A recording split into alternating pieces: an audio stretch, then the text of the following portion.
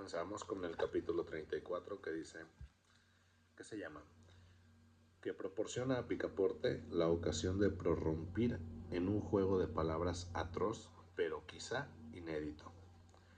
Phileas Fogg estaba preso. Le habían encerrado en Custom House, aduana de Liverpool, donde debía pasar la noche aguardando su traslado a Londres. En el momento de la detención, Picaporte había querido arrojarse sobre el inspector, pero fue detenido por unos agentes de policía. Miss Aouda, espantada por la brutalidad del suceso, no comprendía nada de lo que pasaba, pero Picaporte se lo explicó. Mr. Fogg, ese honrado y valeroso gentleman a quien debía la vida, estaba preso por ladrón. La joven protestó contra esa acusación. Su corazón se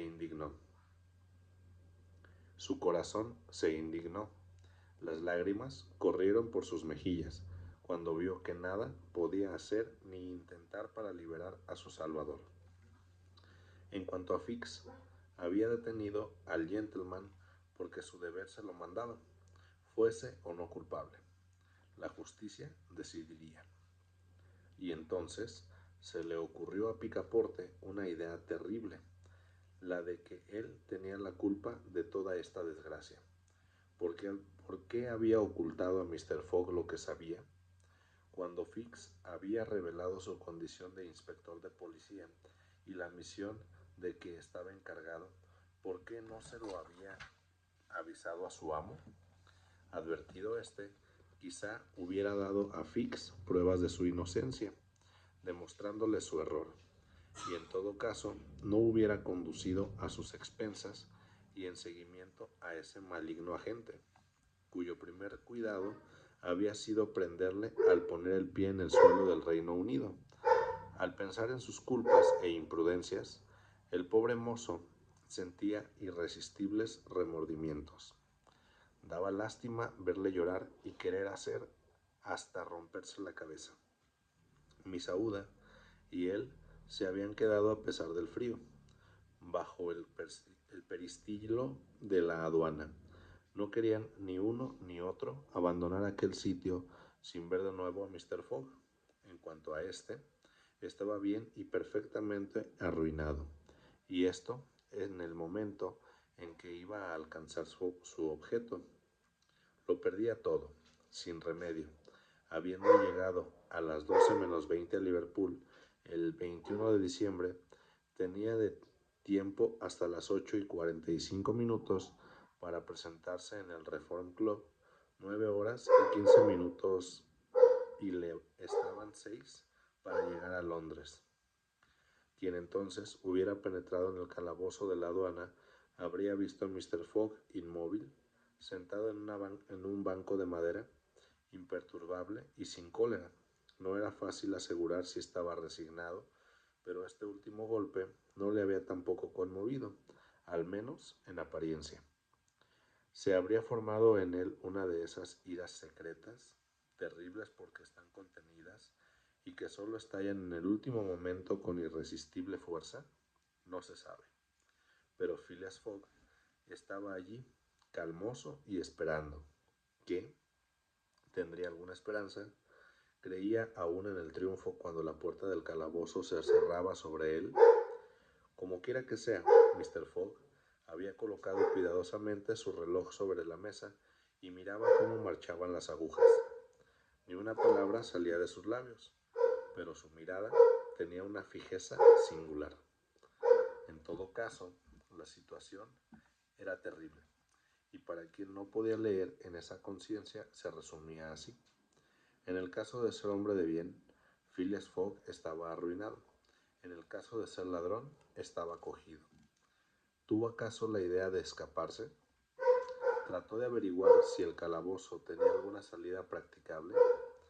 Pensaba huir.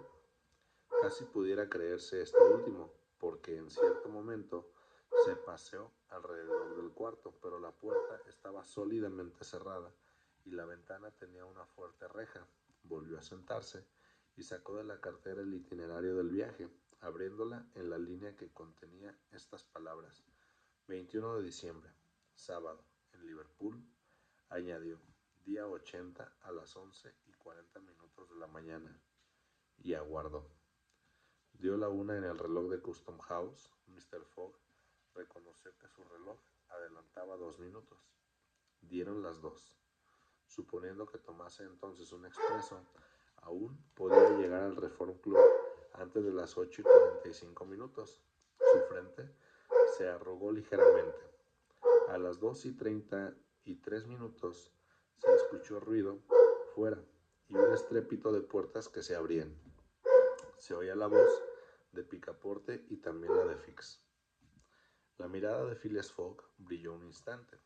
La puerta se abrió y vio que Miss Aouda, Picaporte y Fix corrían a su encuentro. Fix estaba desalentado, con el pelo en desorden y sin poder hablar. Señor, perdón.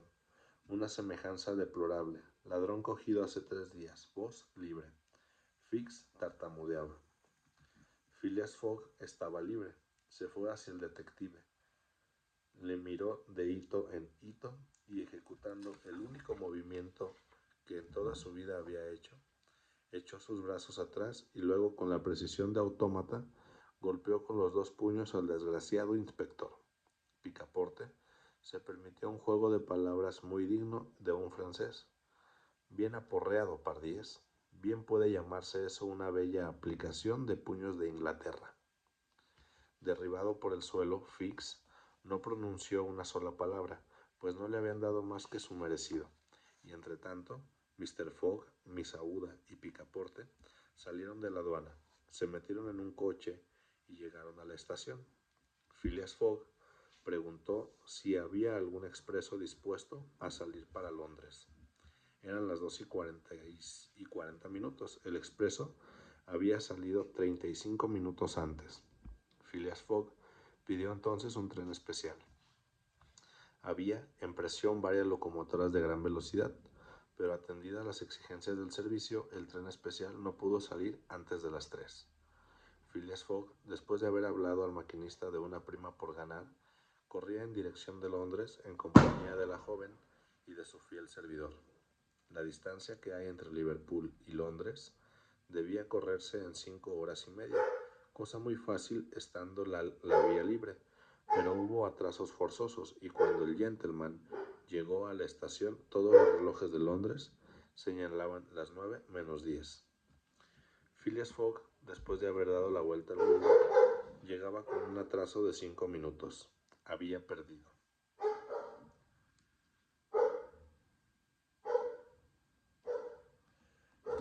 Capítulo 35, en el cual Picaporte no se hace repetir 2 veces la orden que le da su amo. Al día siguiente, los habitantes de Savile Row se hubieran sorprendido mucho si les hubieran asegurado que Mr. Fogg había vuelto a su domicilio. Puertas y ventanas estaban cerradas y ningún cambio se había notado en el exterior. En efecto, después de haber salido de la estación, Phileas Fogg había dado a Picaporte la orden de comprar algunas provisiones y había entrado en su casa. Ese gentleman había recibido con su habitual impasibilidad el golpe que le hería, arruinado, y por culpa de ese torpe inspector de policía. Después de haber seguido con firmes pasos todo el viaje, después de haber destruido 1000 obstáculos y arrostrado 1000 peligros, después de haber tenido hasta ocasión de hacer algunos beneficios, venir a fracasar en el puerto mismo ante un hecho brutal era cosa terrible. De la considerable suma que se había llevado, no le quedaba más que un resto insignificante. Su fortuna estaba reducida a las 20.000 libras depositadas en casa de Baring y las debía a sus colegas del Reform Club. Después de tanto gasto, aún en el caso de ganar la apuesta, no se hubiera enriquecido, ni es probable que hubiese tratado de hacerlo, siendo hombre de esos que apuestan con pundonor, pero perdiéndola se arruinaba completamente. Además, el gentleman había tomado ya su resolución y sabía lo que le restaba hacer. Había destinado un cuarto para Miss Aouda en la casa de Savile Row. La joven estaba desesperada y por ciertas palabras que Mr. Fogg había pronunciado, había comprendido que éste meditaba algún proyecto funesto. Sabido esto, En efecto, a qué deplorables desesperaciones se entregaban los ingleses monomaníacos cuando les domina una idea fija. Por eso, Picaporte vigilaba a su amo con disimulo. Pero antes que todo, el buen muchacho subió a su cuarto y apagó el gas que había estado ardiendo durante 80 días. Había encontrado en el buzón una cuenta de la compañía del gas y creyó que ya era tiempo de suprimir esos gastos de que era responsable. Transcurrió la noche. Mr. Fogg se había acostado, pero es dudoso que durmiera. En cuanto a Miss Aouda, no pudo descansar ni un solo instante. Picaporte había velado como un perro a la puerta de su amo. Al día siguiente, Mr. Fogg lo llamó y le recomendó en breve y concisas palabras que se ocupase del almuerzo de Aouda, pues él tendría bastante con una taza de té y una tostada, y que la joven le dispensara por no poderla acompañar, tampoco a la comida, pues tenía que consagrar todo su tiempo en ordenar sus asuntos. Solo por noche tendría un rato de conversación con Miss Aouda. Enterado Picaporte del programa de aquel día, no tenía otra cosa que hacer sino conformarse. Contemplaba a su amo, siempre impasible, y no podía decidirse a marcharse de allí. Su corazón estaba apesadumbrado y su conciencia llena de remordimientos, porque se acusaba más que nunca de ese irreparable desastre. Si hubiera avisado a Mr. Fogg, si le hubiera descubierto los proyectos del agente Fix, aquel no hubiera probablemente llevado a este a Liverpool, y entonces Picaporte no pudo contenerse y exclamó: amo mío, Mr. Fogg debe maldecirme. Yo tengo la culpa de... A nadie culpo, respondió Phileas Fogg con el tono más calmoso. Picaporte salió del cuarto y se reunió con Aouda, a quien dio a conocer las intenciones de su amo. Señora, ya nada puedo. No tengo influencia alguna sobre mi amo. ¿Usted quizá? ¿Y qué influencia puedo tener yo?, respondió Aouda. Mr. Fogg no se somete a ninguna. ¿Ha comprendido nunca que mi reconocimiento ha estado a punto de desbordarse? ¿Ha leído alguna vez en mi corazón?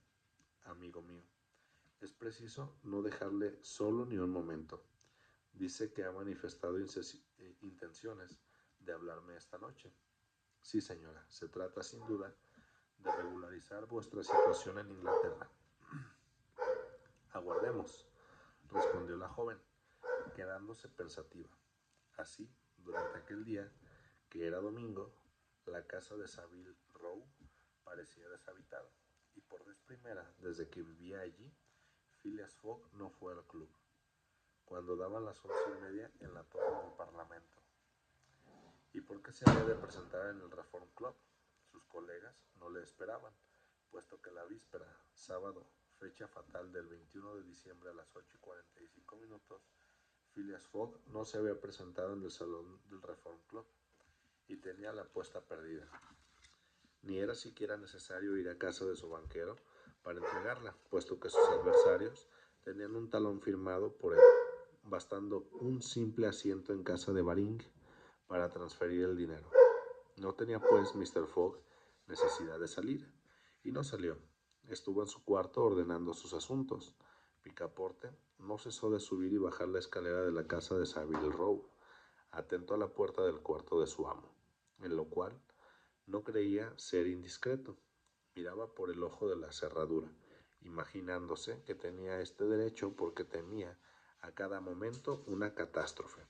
Algunas veces se acordaba de Fix, pero sin encono, porque al fin, equivocado la gente como todo el mundo respecto de Phileas Fogg, no había hecho otra cosa que cumplir con su deber, siguiéndole hasta prenderle, mientras que él, esta idea le abrumaba y se consideraba como el último de los miserables. Cuando estas reflexiones le hacían insoportable la soledad, llamaba a la puerta del cuarto de Aouda, entraba y se sentaba en un rincón sin decir nada, mirando a la joven que seguía pensativa.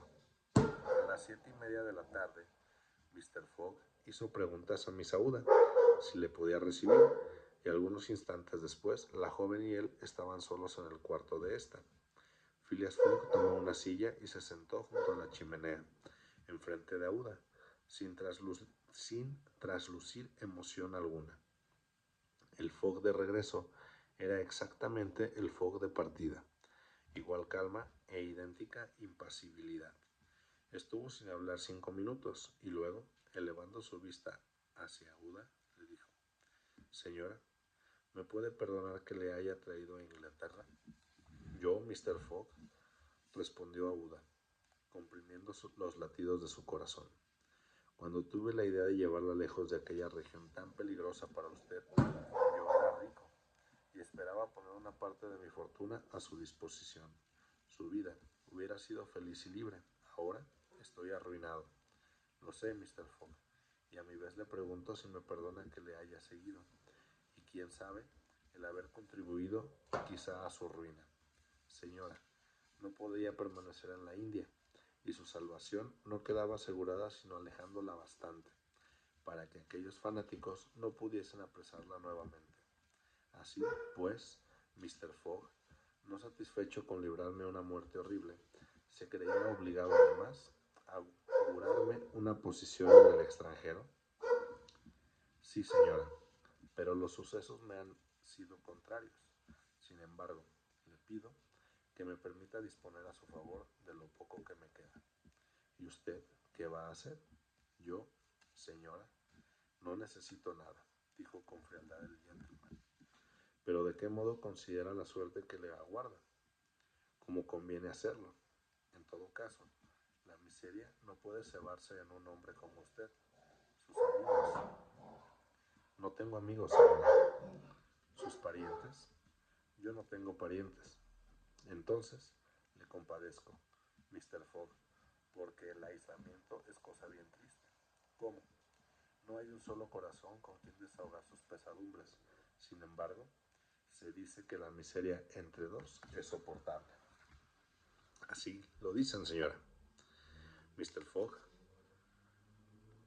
dijo entonces Aouda, levantándose y dando su mano al gentleman. ¿Desea tener a un tiempo pariente y amiga?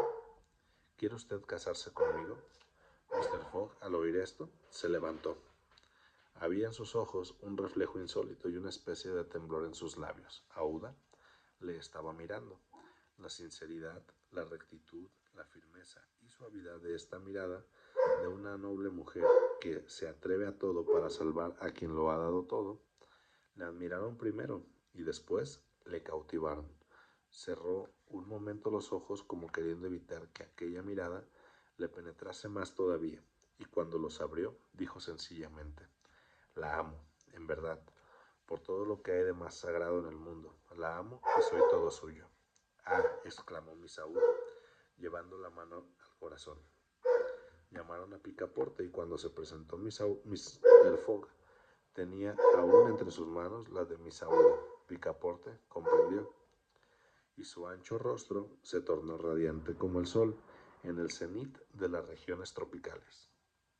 Mr. Fogg le preguntó si no sería tarde para avisar al reverendo Samuel Wilson de la parroquia Mary Le Bon.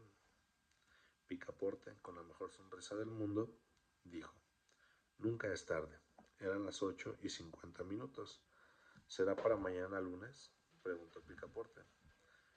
«¿Para mañana lunes?», dijo Fogg mirando a la joven Aouda. «Para mañana lunes», respondió la joven, y Picaporte se echó a correr. Y aquí termina el capítulo número 35. Por lo cual comenzamos con el capítulo 36, que se llama Donde Phileas Fogg vuelve a tener valor en el mercado. Ya es tiempo de hablar del cambio de opinión que se había verificado en el Reino Unido cuando se conoció la identidad del verdadero ladrón del banco, un tal James Strand, que había sido cogido el 17 de diciembre en Edimburgo. 3 días antes, Phileas Fogg era un criminal que la policía perseguía sin descanso, y ahora era el caballero más honrado que estaba cumpliendo matemáticamente su excéntrico viaje alrededor del mundo. ¡Qué efecto! ¡Qué ruido en los periódicos! Todos los que habían apostado en pro y en contra y tenían este asunto olvidado resucitaron como por ensalmo. Todas las transacciones volvían a ser valederas, todos los compromisos revivían, y debemos añadir que las apuestas adquirieron nueva energía. El nombre de Phileas Fogg volvió a ganar prima en el mercado. Los 5 colegas del Gentleman en el Reform Club pasaron estos 3 días con cierta inquietud, puesto que volvía a aparecer ese Phileas Fogg que ya estaba olvidado. ¿Dónde estaría entonces? El 17 de diciembre, día en que fue aprestado James Strand, hacía 76 días que Phileas Fogg había partido y no se tenían noticias suyas. ¿Había perecido? ¿Habría acaso renunciado a la lucha o proseguía su marcha según el itinerario convenido? Y el sábado 21 de diciembre aparecería a las 8:45 de la tarde, como el dios de la exactitud, en el umbral del Reform Club. Debemos renunciar a pintar la ansiedad en que vivió durante 3 días todo ese mundo de la sociedad inglesa. Se expidieron despachos a América, a Asia, para obtener noticias de Phileas Fogg. Se envió a observar por mañana y tarde la casa de Savile Row. Nada. La misma policía no sabía lo que había sido del detective Fix, que se había, con tan mala fortuna, lanzado tras de equivocada pista, lo cual no impidió que las apuestas se empeñasen de nuevo en vasta escala. Phileas Fogg llegaba cual si fuera caballo de carrera a la última vuelta. Ya no se cotizaba a 1%, sino por 20, por 10, por 5, y el viejo paralítico Lord Albemarle lo tomaba a la par. Por eso, el sábado por la noche había gran concurrencia en Pall Mall y calles inmediatas. Parecía un inmenso agrupamiento de corredores establecidos en permanencia en la cercanía del Reform Club. La circulación estaba impedida. Se discutía, se disputaba, se voceaba la cotización de Phileas Fogg como la de los fondos ingleses. Los policías podían apenas contener al pueblo, y a medida que avanzaba la hora en que debía llegar Phileas Fogg, la emoción adquiría proporciones inverosímiles. Aquella noche, los 5 colegas del Gentleman llevaban reunidos 9 horas en el gran salón del Reform Club. Los 2 banqueros, John Sullivan y Fallentin, el ingeniero Stuart, Walter y Ralph, administrador del Banco de Inglaterra, el cervecero Flanagan, todos aguardaban con ansiedad. En el momento en que el reloj del gran salón señaló las 8:25, Stuart, levantándose, dijo: «Señores, dentro de 20 minutos, el plazo convenido por Mr. Fogg habrá expedido». «¿A qué hora llegó el último tren de Liverpool?», preguntó Thomas Flanagan. «A las 7:23», respondió Walterio Ralph. «¿Y el tren siguiente no llega hasta las 12:10? Pues bien, señores», repuso Andrés Stuart, «si Phileas Fogg hubiese llegado en el tren de las 7:23, ya estaría aquí. Podemos, pues, considerar ganada la apuesta». «Aguardemos y no decidamos», respondió Samuel Fallentin. «Nuestro colega es un excéntrico de primer orden. Su exactitud en todo es bien conocida. Nunca llega tarde ni temprano, y no me sorprendería verle aparecer aquí en el último minuto. Pero yo», dijo Stuart, tan nervioso como siempre, «lo vería y no lo creería». «En efecto», repuso Flanagan, «el proyecto de Phileas Fogg era insensato. Cualquiera que fuese su exactitud, no podía impedir atrasos inevitables, y una pérdida de 2 o 3 días bastaba para comprometer su viaje. Observaréis, además», añadió John Sullivan, «que hemos recibido noticia ninguna de nuestro colega, y sin embargo no faltan telégrafos». «Ha perdido, señores», repuso Stuart, «ha perdido sin remedio. El China, único vapor de Nueva York que ha podido tomar para llegar a Liverpool a tiempo, ha llegado ayer. Ahora bien, aquí está la lista de los pasajeros publicada por la Shipping Gazette, y no figura entre ellos Phileas Fogg. Admitiendo las probabilidades más favorables, nuestro colega está en América, calculo, en 20 días por lo menos. El atraso que traerá sobre el plazo convenido, y el viejo Lord Albemarle perderá también sus 5,000 libras. «Es evidente», respondió Walterio Ralph. «Y mañana», No tendremos más que presentar en casa de Baring el talón de Mr. Fogg. En aquel momento, el reloj del salón señalaba las 8:40. Aún faltaban 5 minutos, dijo Stuart. Los 5 colegas se miraban. Hubiera podido creerse que los latidos de sus corazones experimentaban cierta aceleración porque al fin la partida era fuerte, pero lo quisieron disimular porque a propuesta de Valentín tomaron asiento en una mesa de juego. No daré mi parte de 4.000 libras en la apuesta, dijo Stuart sentándose, aun cuando me ofrecieran 3.999. La manecilla señalaba entonces las 8:42. Los jugadores habían tomado las cartas, pero a cada momento su mirada se fijaba en el reloj. Se puede asegurar que cualquiera que fuese su seguridad, nunca les había parecido tan largos los minutos. Las 8:43, dijo Tomás Flanagan, cortando la baraja que le presentaba Ralph. Hubo un momento de silencio. El vasto salón del club estaba tranquilo, pero afuera se oía la algazara de la muchedumbre, dominada algunas veces por agudos gritos. El péndulo batía los segundos con regularidad matemática. Cada jugador podía contar las divisiones sexagesimales que herían su oído. Las 8:44, dijo John Sullivan, con una voz que descubría una emoción involuntaria. Un minuto nada más, y la apuesta estaba ganada. Stuart y sus compañeros ya no jugaban, habían abandonado las cartas y contaban los segundos. A los 40 segundos, nada. A los 50, nada, tampoco. A los 55 se oyó afuera un estrépito atronador, aplausos, vítores y hasta imprecaciones que se propagaron en redoble continuo. Los jugadores se levantaron. A los 57 minutos, la puerta del salón A los 57 segundos, la puerta del salón se abrió, y no había batido el péndulo los 60 segundos cuando Phileas Fogg aparecía, seguido de una multitud delirante que había forzado la entrada del club, y con voz calmosa dijo: «Aquí estoy, señores».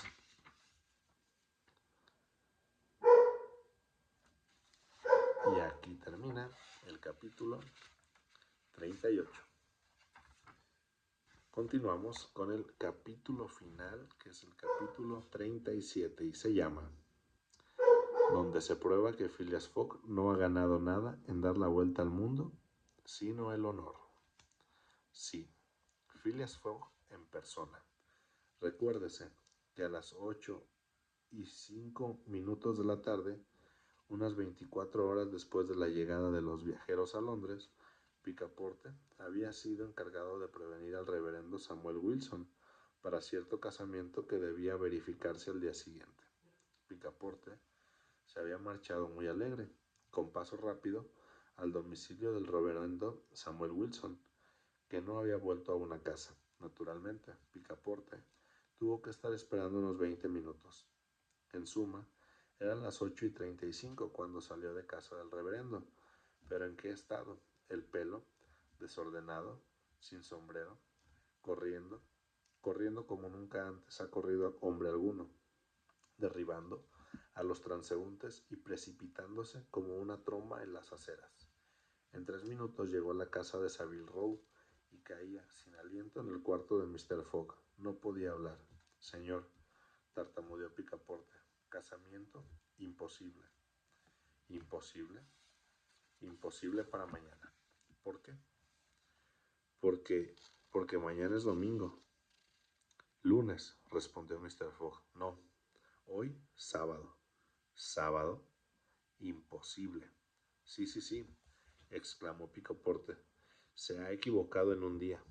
Hemos llegado con 24 horas de adelanto, pero ya no quedan más que 10 minutos». Picaporte había cogido a su amo por el cuello y lo impelía con fuerza irresistible. Phileas Fogg había llevado sin tener tiempo de reflexionar, salió de su casa, saltó en un cab, prometió 100 libras al cochero y después de haber aplastado 2 perros y atropellado 5 coches llegó al Reform Club. El reloj señalaba las 8:45 cuando apareció en el gran salón. Phileas Fogg había cumplido la vuelta al mundo en 80 días. Phileas Fogg había ganado la apuesta de 20,000 libras. Y cómo, siendo tan exacto y minucioso, había podido cometer el error de un día. ¿Cómo se creía en sábado 21 de diciembre cuando había llegado a Londres en viernes 20 de diciembre, 79 días después de su salida? El motivo de este error fue muy sencillo. Phileas Fogg, sin sospecharlo, había ganado un día en su itinerario, y esto porque había dado la vuelta al mundo yendo hacia Oriente, pues lo hubiera perdido yendo en sentido inverso, es decir, hacia Occidente. En efecto, marchando hacia Oriente, Phileas Fogg iba al encuentro del Sol y por consiguiente los días disminuían para él tantas veces 4 minutos como grados recorría. Hay 360 grados en la circunferencia, los cuales multiplicados por 4 minutos dan precisamente 24 horas, es decir, el día inconscientemente ganado.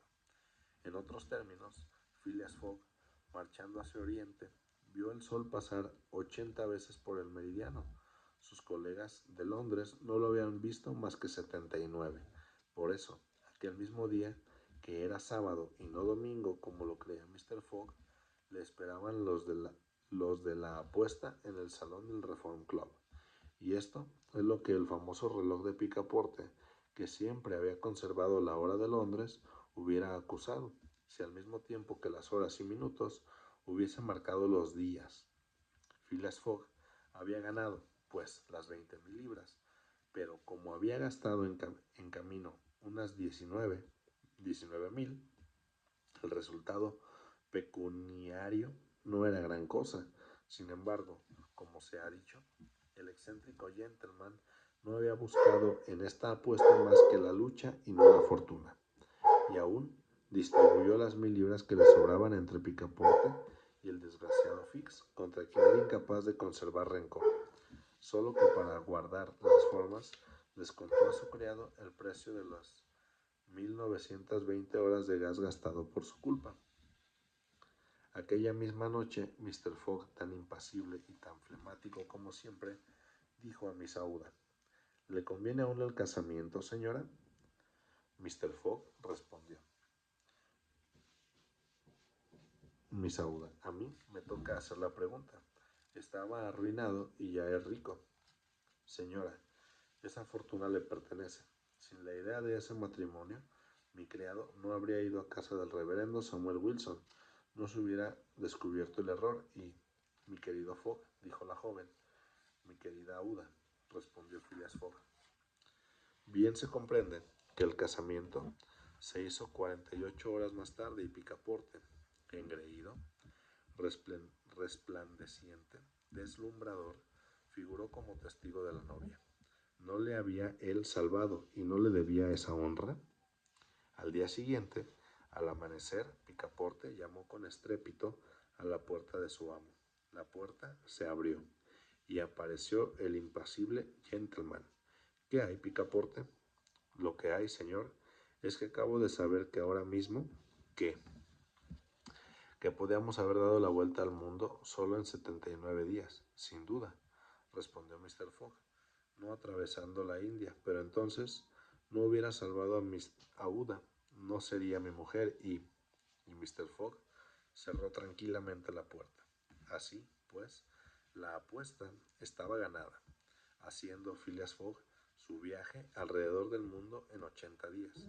Había empleado para ello todos los medios de transporte: vapores, trenes, coches, yachts, buques mercantes, trineos, elefantes.